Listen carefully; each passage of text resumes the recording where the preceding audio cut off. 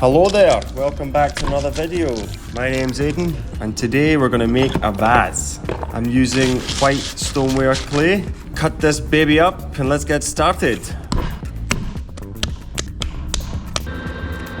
Soften that clay up. The key is to make a nice tall cylinder. We're going to try and get this pretty tall as we want to make a big chunky vase. So after you've got a nice dome shape, we're going to put two hands in, make that nice hole. So now the key is to get a nice solid cylinder. Start bringing the walls up. One thing I find very helpful for bringing the walls up, when you have your fingers inside, push against your finger. Make sure your inside finger is above the outside finger.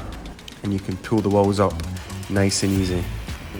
And then every so often, just make sure it's nice and coned at the top, slightly smaller than the bottom. So here I'm cleaning the vase off, ready to do the shaping. So here I am just pushing against the walls, just feeling the shape of the vase. Ideally, I would have pushed the walls out more at the top, evened it out slightly, but I just liked the shape I was going for in the moment. That's beautiful. All I should have done was trimmed the top off a lot and kept that shape. That would have been beautiful. But it never goes to plan, and I was struggling here, managed to get it back, but again, if I look back now, I would have changed a lot. But yeah, it still looks good, so I probably should have got the heat gun out now and dried it off slightly and strengthened the walls. So yeah, I was gonna cut this off here. I should have cut more off. So I'm just cleaning the vase off, giving it a bit of shape. I probably used too much water as well, so less water next time.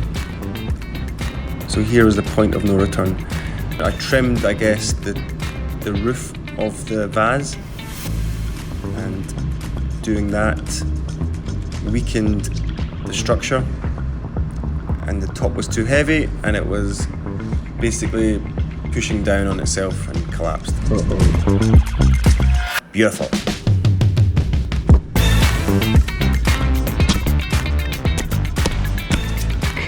If you guys have any tips on how to avoid this, please share them.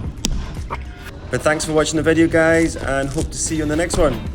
If you would like to follow my pottery journey, show you all the tips and tricks that I have learned so far, or feel free to share your experience, ask me any questions. See you in the next video. Cheers!